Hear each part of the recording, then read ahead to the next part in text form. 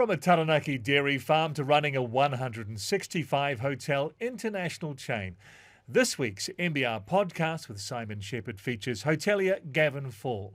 He co-owns Swiss-Belhotel, now operating in 20 countries, and says the goal is to more than triple that footprint. So, Simon, how did Faull go to build a global brand from just 3 hotels in Hong Kong?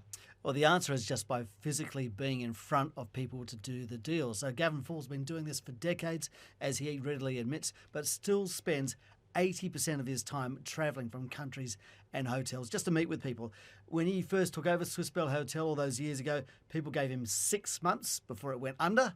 But now, as you say, they're in 20 countries and have those plans to increase that 165 triple-fold to 530.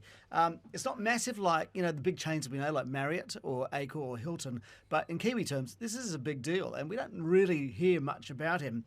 And the other thing I like is that there's another side to this story of Gavin Faull. The Faull family came to Taranaki from Cornwall in 1841.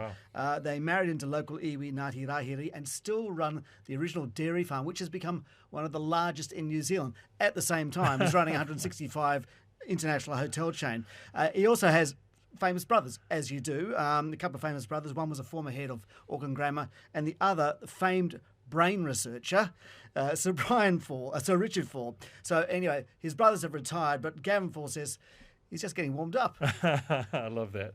Great podcast. Get it where you get your podcasts. By subscribing to NBR, you're helping us to bring you the news without the influence of advertising or government funding. That's at nbr.co.nz.